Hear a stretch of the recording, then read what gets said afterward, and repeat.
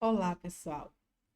Hoje estamos aqui mais um dia, mais uma edição do nosso podcast Saúde Mental em Pauta. E como nós já sabemos, hoje nós temos algo assim muito importante para conversarmos, para tratar dessa saúde.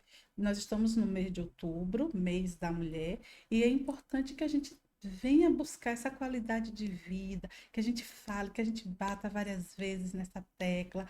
E a gente sabe quanto nós, mulheres, somos ansiosas, temos as nossas demandas, vivemos com uma rotina agitada. Hoje, para quem já viu nas redes sociais, está ali falando de ansiedade. Como é que anda a sua ansiedade? A ansiedade está sob controle? Hoje é o nosso tema para que a gente possa conversar de maneira muito importante. E é claro que esta temática ela não vai se encerrar por aqui, ela não se encerra hoje. Daremos continuidade no outro podcast, no outro dia. E antes de você fazer qualquer coisa, antes de você ir tomar seu café, se você gosta dessa temática, se você já estava esperando desse tema, ansiedade sob controle, bora, vai lá, curte, compartilha e não deixa de nos seguir para que este podcast ele possa alcançar uma audiência, para que outras pessoas possam ter conhecimento. A gente sabe quantas pessoas estão precisando entender um pouco mais sobre ansiedade. Então, vamos lá? Curta e compartilha? Pronto. Para a gente falar de ansiedade, a gente não pode deixar de falar e começar sobre o entendimento do que é ansiedade. O que é ansiedade? E às vezes as pessoas ficam bem assim, mas ansiedade é coisa de gente fresca, isso não existe. É claro que não é bem assim. Existe um estudo científico específico para que a gente consiga entender e respeitar sobre a questão ansiedade. E ansiedade nada mais é, e é claro que é muita coisa, é uma resposta natural do corpo a situações percebidas como ameaçadoras, desafiadoras. É importante que a gente entenda assim, que o que é normal a gente sabe, todos nós temos ansiedade, é controlável, a gente consegue compreender e controlar, mas quando ela já passa de um limite que a gente já não consegue entender, já não consegue dar conta e já interfere negativamente na nossa vida cotidiana, ela já passa para uma outra instância. Então, a ansiedade excessiva pode resultar em uma série de transtornos de ansiedade, cada um com características e sintomas específicos. Você quer saber sobre isso? Então, não saia daqui por nada. Vamos entender um pouquinho mais dos tipos de ansiedades específicas, tá bom? E eu quero trazer, é claro, as ansiedades que mais acometem a nossa população e que, de acordo com a Organização Mundial de Saúde, estas são as ansiedades que mais vêm sendo. O Brasil ele está no topo mundial, no ranking realmente dessas questões voltadas para a ansiedade. Então, quais são essas ansiedades, Adilé? É o transtorno de ansiedade generalizada, que ela é conhecida como TAG, transtorno de ansiedade generalizada. O transtorno do pânico, muitas vezes as pessoas não conseguem nem entender o que é transtorno do pânico. Anotem aí vocês que estão aqui assistindo.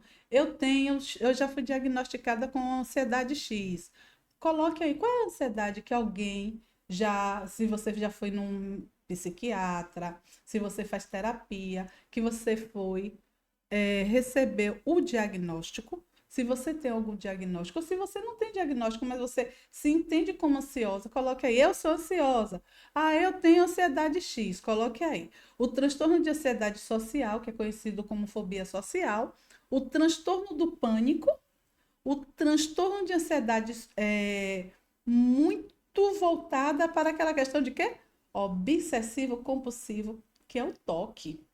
As pessoas, muitas vezes, acabam brincando muito com as pessoas que cuida muito da casa, que gosta muito das coisas muito certinha. Aí faz bem assim: ah, fulano tem toque.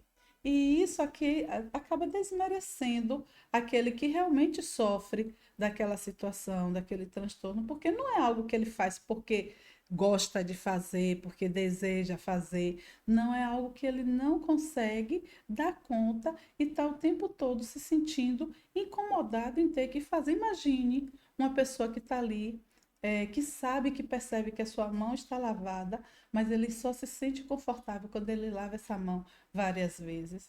E o outro que está do lado, por não entender, dá risada e fica chamando, aí é toque, aí é toque. Então, para você que está aqui assistindo, por favor, a partir de hoje, deixe de fazer isso, essa brincadeira, porque essa brincadeira, para quem tem, incomoda, dói, certo? Aí agora você pode me perguntar, Adileia, você falou sobre o TAG. E o que é isso, esse transtorno? É um transtorno que ele é caracterizado por uma preocupação constante, excessiva, com diversas situações do cotidiano. E quais são essas situações do cotidiano que a pessoa pode ficar excessivamente preocupada? Qualquer coisa. Lembre que ela é uma ansiedade generalizada. Então, ela se preocupa com o trabalho de maneira que acha que não vai conseguir dar conta, que está muito sobrecarregado, sobre as finanças, acha que não vai conseguir pagar determinado débito, que não vai conseguir fazer isso. E sempre naquele processo de forma negativa, de forma é, com um caos, aquilo vai acontecer um caos, é um desastre para aquela pessoa que ela tem o transtorno de ansiedade generalizada. Aí o outro que está do lado vai ver assim, rapaz, calma, não é bem assim não. Mas para aquela pessoa é altamente extraordinário, é muito pesado para ela. Ela entende que não vai conseguir dar conta. E sofre com aquilo, e perde o sono, tem dificuldade de concentração, e essa é uma das características assim muito presente para aquela pessoa que sofre do transtorno de ansiedade generalizada. Ela fica muito irritada, tem a tensão muscular, muito, sente muitas dores, isso incomoda muito, a insônia, inquietação. Por quê? Porque é algo que para cada pessoa que vive aquela situação, ela entende e a mente trabalha daquela forma. Ela precisa se defender de determinada situação. Nós vivemos dessa forma. Então, eu preciso cuidar das minhas dívidas, eu preciso, mas eu não consigo. Então, ela sempre vai achar que aquela situação não existe uma saída para isso. No trabalho, seja com a família, seja em qualquer situação, para aquela pessoa que sofre de TAG, algo que pode ser pequeno para um, é muito grande para ela. Também tem o transtorno do pânico. E o transtorno do pânico, ele consiste em episódios repetitivos de medo intenso, pavor, muitas vezes sem uma causa aparente. Como assim sem uma causa aparente? Porque quem sofre desse transtorno, ela acaba vivendo uma situação que para outra pessoa é muito séria, mas para ela estar em um elevador pode ser muito trágico, pode para ela representar muita coisa. Tem medos intensos, medos de coisas muito simples, então são imensuráveis esses medos, é um transtorno do pânico e que a pessoa acaba perdendo, até mesmo em uma prova. A pessoa vai fazer uma prova, acredita que vai conseguir fazer essa prova, e quando chega na hora, a ansiedade, que é tão grande, ela não consegue dar conta daquela prova e começa a ter arritmia, sudorese, os sintomas físicos, eles começam a ser altamente intensos.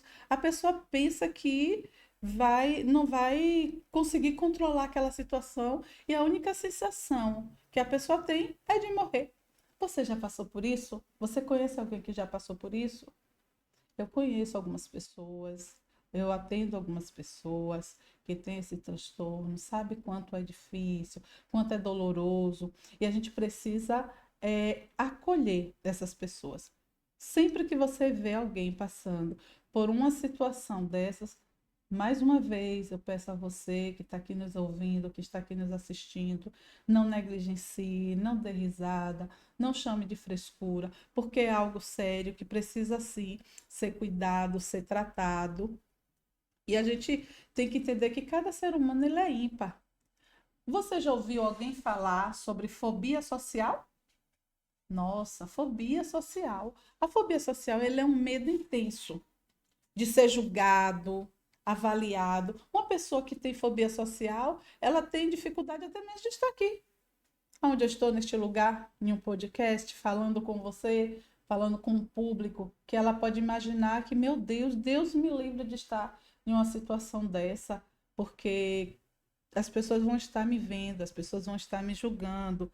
E quem passa, tem fobia social, ela não gosta de estar em um lugar, seja esse lugar com muitas pessoas, ou seja esse lugar que ela imagina que vai ter muitas pessoas ali vendo, como uma questão de um podcast. A pessoa ela não consegue, até mesmo ela vai ter aulas normais, vai para a sua escola, mas quando ela chega na faculdade ou no seu dia a dia normal, um aluno de ensino médio, de ensino fundamental, a professora passa um trabalho e ela vai olhar para os seus colegas que fazem parte do seu dia a dia, mas ela não vai conseguir desempenhar essa sua apresentação, mesmo com todo o conhecimento acadêmico. O professor entende que é uma pessoa que estuda, que é esforçada, mas na hora que ela olhar para os colegas, ela vai entender que os colegas vão estar lhe julgando e por isso ela vai ter dificuldade de falar, vai gaguejar, é uma forma de imaginar que vai ser humilhada e que não vai conseguir. E quando isso acontece, pode acontecer até mesmo a sensação de náuseas, vem também essa questão da arritmia. O que é que a gente pode fazer quando alguém passa por esse tipo de situação? O que é que você, que está do lado de alguém que sofre isso e que passa por uma situação dessa muito desafiadora, ela vai precisar de quê? Ela vai precisar de acolhimento.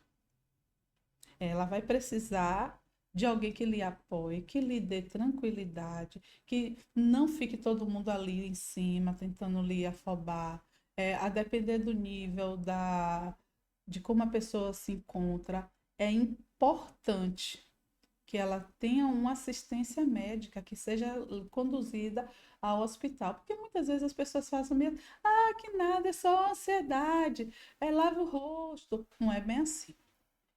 Não é bem assim, a gente precisa cuidar das pessoas. É muito daquele cuidado que a gente precisa entender. Eu cuido de você, você cuida de mim. E por que não a gente cuidar de alguém que realmente a gente entende que essa pessoa está precisando? É muito importante que você saiba e que você entenda. É por isso que nós estamos aqui. Para que, e principalmente eu quero dizer para você, mãe, que tem adolescentes, ou até mesmo você, enquanto mãe, enquanto adulta, enquanto mulher, e que passa por isso, e que sabe quão difícil é viver nessas, nessas emoções, viver nessa, é tão difícil e não ser compreendida. Temos aqui também que precisamos falar sobre o TEPT, que é o transtorno de estresse pós-traumático. É algo que é presente na vida das pessoas de forma muito intensa, porque nós vivemos em um mundo cada vez mais violento, é, onde existe uma questão de uma. Nós estamos em um mundo moderno, então viajamos mais.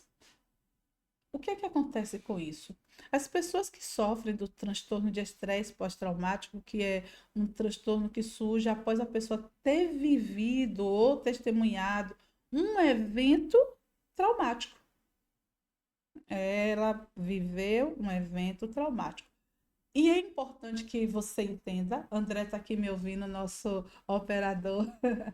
Ele precisa, ele disse, Adileia, eu conheço alguém que já passou por isso, mas assim, é importante que a gente entenda que esse transtorno, o que acontece comigo, o que eu vivencio, o que acontece da mesma forma pode acontecer com o André, e ele não entender aquilo como trauma. Então, não mensure o que aconteceu. As duas pessoas estavam juntas, foram assaltadas, uma continuou, seguiu sua vida normal, e a outra pessoa ficou com trauma, tem medo de sair, tem medo de passar naquele lugar. Aí vai dizer assim, ah, é porque André é fresco e não vai mais, não quer mais ir para a rua.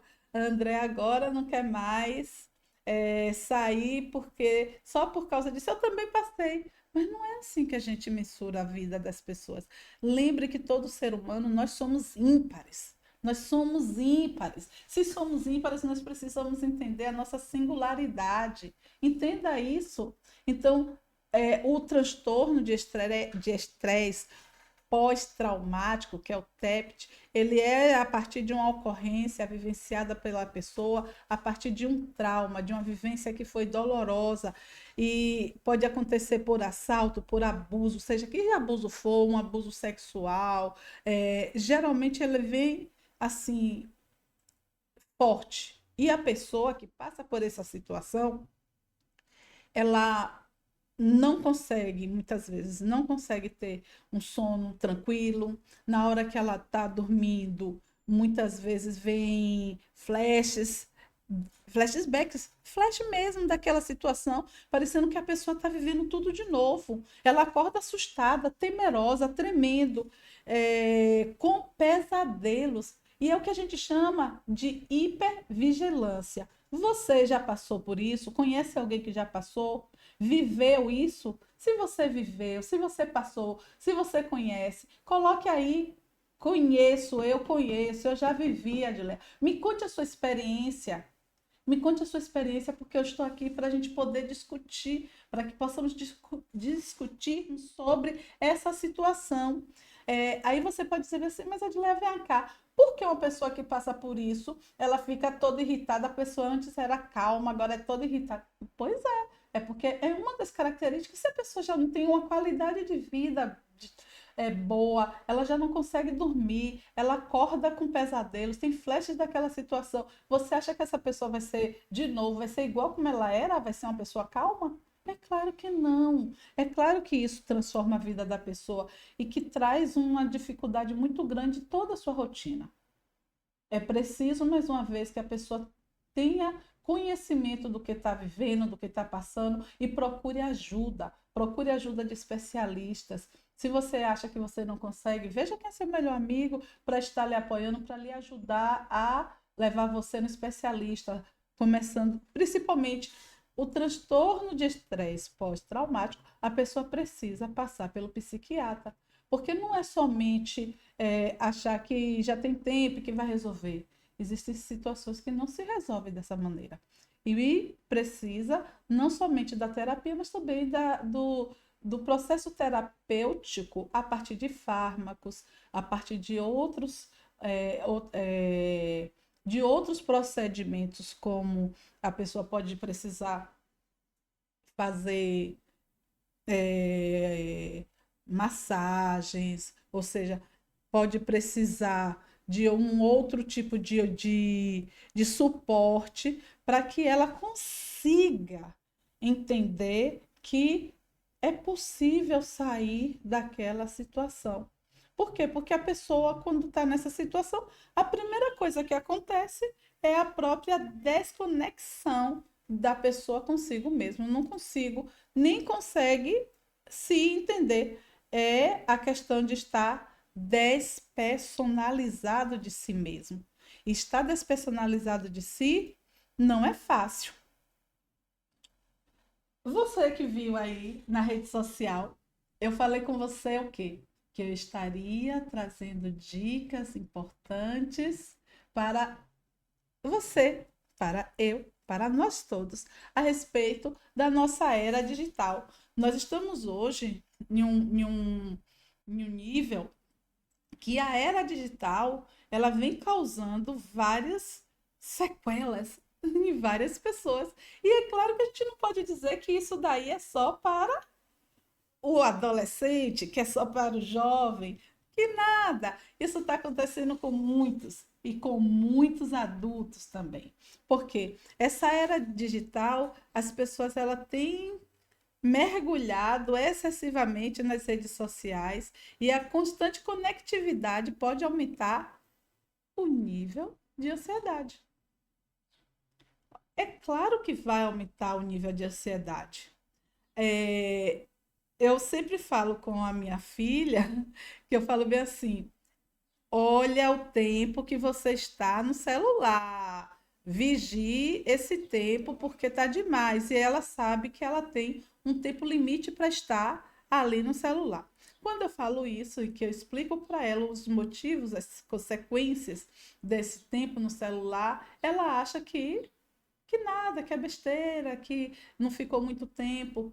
É claro que quem está ali usando não consegue perceber que o tempo está passando, que está ali jogando, que está conversando com a sua colega, com a sua priminha do outro lado, mas a gente precisa observar. Que bom que hoje nós temos no próprio celular que dá para a gente saber o tempo que a gente ficou, que fez uso do celular. E o uso excessivo de redes sociais, essa conectividade, ela vai trazendo é, uma necessidade muito grande para as pessoas, quando você está acessando, de comparação. É uma das coisas que as redes sociais ela faz com que o outro fique fazendo é se comparando, comparando, porque ninguém. E que bom que as pessoas não estão ali postando o tempo todo uma vida triste. As pessoas estão na rede social mostrando só felicidade, tudo bem. E aí as pessoas não conseguem entender, nossa, parece que só a minha vida que é triste, só a minha vida que é infeliz. Não, gente, é porque na rede social cada um vai mostrar aqueles seus melhores momentos. E se realmente for os melhores momentos, mas é a melhor foto, é o melhor sorriso, é um corpinho muito esbelto, que muitas vezes está com filtro, e que não esteja. Tá tudo bem, cada um tem o seu corpo, cada um tem a sua vida, cada um tem a sua dificuldade. E o importante é a gente não se comparar diante disso. E as redes sociais fazem com que a gente se compare muito.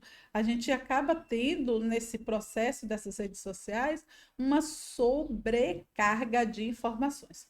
Por que uma sobrecarga de informações? Porque é uma exposição muito grande para o nosso cérebro de várias informações. A gente está ali, ó, o tempo todo procurando uma informação X, Y, Z. E o que é que acontece com isso? Quando você fica sem. Quando você já está acostumado a fazer uso desse celular o tempo todo, o tempo todo, o tempo todo nas redes sociais, quando você sai um tempo, você pensa. Muitas pessoas acontece isso. Pode não acontecer com você. Mas aquele que já está com esse uso excessivo tem aquela sensação de que perdeu alguma coisa. E aí vai pegar o celular, meu Deus, porque, será que aconteceu alguma coisa com fulano? O que foi que aconteceu? Eu vi fulano falando de que aconteceu tal coisa com a blogueira X, Y, Z. Será? E aí lá vai a necessidade de se manter informada de algo que não te pertence, que muitas vezes não soma nada na tua vida. E essa necessidade acaba também sendo um ponto gerador de ansiedade. E qual é a outra questão que esse uso de tela nos faz? Porque quem faz uso do celular, quem utiliza muitas redes sociais, como o André que utiliza muito, ele faz algumas postagens e fica ali esperando que alguém dê o seu link, que curta. E muitas vezes não curte. Ele está ali esperando. Meu Deus, ninguém curtiu o que eu postei. E é uma necessidade, uma dependência muito grande de validação. E olha, falando em curtir, Vamos dar uma paradinha. Vamos entender agora que a gente precisa mesmo dessa curtida nesse momento para que outras pessoas possam alcançar esse nosso diálogo, esse nosso bate-papo, esse nosso momento de café terapia. Pegue o seu cafezinho gostoso, tome seu café. É esse momento de somar conhecimento. Tome seu cafezinho e bota aí, ó, curta, compartilhe e não deixe de me seguir. Coloque aí, ó, escreva o que você está sentindo, se está sendo legal esse conteúdo, se você está gostando, se você já passou por algum tipo de processo de ansiedade e que foi tranquilo ou que não foi. Coloque aqui. Eu quero saber, eu quero ver você colocando aqui para eu poder saber como é que eu posso ajudar. Você também coloque aí, aproveite e coloque qual é o assunto que você quer ouvir, que você quer ver no próximo podcast. Coloque, porque nós estamos aqui para fazer acontecer a saúde mental neste Brasil, neste mundo, em Feira de Santana e que se espalhe. Porque o que importa é que você esteja bem, do jeito que você estiver, seja do jeito que você está. Se você estiver com dívida, se você não estiver com dívida, se você estiver com o corpo esbelto, se você estiver gordinho como eu, se da forma que você estiver, esteja bem. E saúde mental é para que a gente possa entender isso. Que a gente precisa estar bem com a gente, estar bem com você. E a gente precisa sempre perceber isso. Se a gente não entende sobre isso, a nossa vida ela fica mais difícil. E fica mais difícil controlar essa tal ansiedade, né? Todo mundo fala, ih, essa ansiedade, já vem fulano com ansiedade. Como é que a gente vai controlar a ansiedade em uma vida tão corrida, com estresse, seja o profissional, seja o estudante? Aí faz bem assim, como é que alguém, Adilé, com uma vida corrida como essa, vai conseguir controlar a ansiedade? Ô, gente, eu quero trazer aqui para você algo que eu entendo como um tranquilizante. É quase uma fórmula secreta que eu preciso trazer para você. Como é que a gente consegue controlar a nossa, ou melhor, controlar esta tal ansiedade? Ela começa quando a gente começa com hábitos simples, André. Cuidando da gente. A gente precisa cuidar da gente. Cuidar da nossa saúde, cuidar da nossa alimentação, dormir bem, fazer algum tipo de atividade física. Não precisa. Ah, Adilé, mas eu não tenho dinheiro de ir para academia. Não tem problema. Vá para fazer sua caminhada. Faça a sua caminhada na rua, num local perto, mas faça aquilo que te dá prazer. Ah, eu não gosto de fazer caminhada. Veja o que é que você gosta, mas pratique algum tipo de atividade que te faça bem, que te agrade. E acima de tudo, reserve um tempo para você.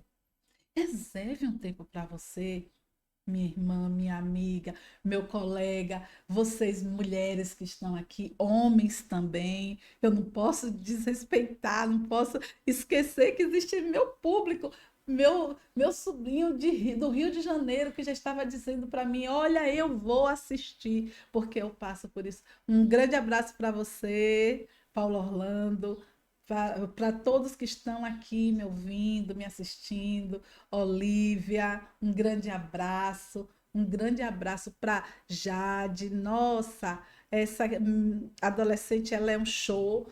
Sim, Lil, um abraço para você, para todos os meus colegas de trabalho, para todos os meus familiares, para todos os meus seguidores. Eu não posso deixar de dar esse abraço porque eu tenho recebido muitos agradecimentos por estar fazendo esse podcast que tem trazido mudanças na vida de muitas pessoas. Então, eu quero deixar aqui meu abraço de maneira muito especial para todos vocês e para aqueles apoiadores de forma muito direta, como familiares, como colegas de trabalho como André, como a Mauri, como Patrícia Salles e tantas outras pessoas, a equipe da Polícia Militar. E eu não posso deixar de abraçar essa causa, aos colegas psicólogos e todos. Então, esse é o maior segredo, é que você olhe para você. Comece com passos simples e nunca deixe de olhar, de entender que o maior segredo está em você cuidar de você de maneira simples. Agora é claro e evidente. Eu não conseguindo, você não conseguindo, e tá vendo que tá difícil, a melhor forma de tratar sobre todos esses transtornos que nós falamos aqui é com a ajuda de especialista, é com psicólogo, é com psiquiatra, é com neurologista. Então procure o especialista certo para que você possa cuidar bem de você. Não esqueça e não negligencie quem passa por essas situações. As dicas de hábitos saudáveis para o uso da tecnologia, como a gente estava falando, não somente a gente tem que conhecer que a gente está no excesso, mas a pergunta é: o que eu tenho que fazer? E uma das coisas que você precisa fazer de verdade é estabelecer o limite de tempo para esse uso. Estabeleça o limite, desative notificações. Você tem um bocado de grupo, um bocado de coisa que fica ali notificando o tempo todo. E muitas vezes são grupos que você só usa de vez em quando, só olha de vez em quando ou quase nunca. Pegue aquele grupo e bote no silencioso, por favor, moço, bote no silencioso. Aqueles grupos que você não tem nem acesso, só olha de vez em quando, bote no silencioso. E pratique o detox digital. O que é esse detox digital? No dia de sábado você não está em casa? Não está mais trabalhando? Está folgando? Viu, André? Se está folgando, pega esse celular, desliga um pouquinho e fique sem uso de tecnologia. Relaxe, isso é um detox que vai fazer muito bem para você, bem para sua família. Use mais, fique mais, converse mais com pessoas, fique no que? Nas interações offline. É muito bom, é gostoso conversar. Em vez de você estar na mesa, no almoço, no café terapia, você ouvindo e conversando com as pessoas, olhando nos olhos, você evite ficar ali, ó. Tá com a pessoa do seu lado e você está passando mensagem para a pessoa? Por que faz isso? Então, vamos buscar formas saudáveis. E dentre essas formas saudáveis, eu recomendo também, e não deixo nunca de recomendar, a questão da atividade física e da meditação. Isso é fundamental para que você comece a estabelecer uma relação de conexão com você mesma. Essa conexão com você, ela é hiper importante. Por que ela é hiper importante? É porque é a partir dela que você vai estabelecer metas de transformação com a sua vida. Eu vou trazer algo para você agora, aquele público que eu gosto, que a gente entende que é o adolescente. Eu não posso deixar de falar sobre o adolescente. A adolescência ela é uma fase marcada por profundas mudanças físicas, emocionais, as questões dos fatores hormonais, elas são fortes. E mãe, pai, você que está aqui me ouvindo, muitas vezes vai ver assim, Adileia, eu não aguento mais adolescente. Meu Deus, que povo difícil. Mas, mãe, eu quero que você entenda que a adolescência, ela é essa fase difícil mesmo, é difícil, porque cada um de nós já estivemos lá. Então a gente está transitando, você não é adulto, você não é criança, você está com os hormônios todos assim aflorados por várias transformações, mudanças físicas, emocionais, sociais, querendo se pertencer, querendo se sentir pertencente a um grupo e ninguém entende. Você está ainda não sabe nem o que você realmente quer, a sua formação de identidade. Veja só, quando a gente fala sobre adolescência, como a gente corre, é porque a adolescência é isso. Então, eu quero que esse público adolescente seja acolhido por você, mãe, por você mesmo, adolescente. Se acolha, se entenda, se perceba, entenda que é uma fase, que é transição e que tudo vai passar. É muito bom entender sobre isso. Eu quero finalizar agora, finalizando, com muito carinho, com muito respeito a cada um de vocês, meus ouvintes que estão aqui. Meu muito obrigada pela sua participação. É uma honra estar aqui cada dia com você. E para quem chegou atrasado, para quem não me conhecia ainda, eu sou a Adileia Silva, psicóloga, e vou estar sempre com você, às segundas-feiras, às 20 horas. Não esqueça que é o nosso encontro, ponto de encontro, o nosso café terapia para falar sobre saúde mental em pauta. E essa saúde mental é para que a gente tenha que saúde mental é tudo, faz parte do nosso dia a dia. E tem um filósofo que eu sou muito apaixonada, que ele fala, é Epiteto. Esse filósofo, ele tem uma visão muito importante a respeito do comportamento. E ele fala, os homens são movidos e perturbados não pelas coisas, mas pela opinião que elas têm delas. Vejam que os homens são movidos e perturbados não pelas coisas, mas pela opinião que elas têm dela. Aí a gente começa a transformar a nossa vida porque a gente se preocupa com a opinião do outro em relação, ou que é a opinião que nós temos em relação a alguma coisa. E aí a gente vai viver em um mundo que pode ser maravilhoso, de bem-estar, ou muitas vezes a gente acaba entrando em um processo de mal-estar por causa dessa forma de pensar e de ver o mundo. Meu muito obrigada e te encontro na próxima segunda-feira, às 20 horas. Curta, me siga e compartilhe. Coloque aí se você já passou por ansiedade e me diga também qual é o tema que você quer para a próxima segunda-feira. Até mais, beijos no coração.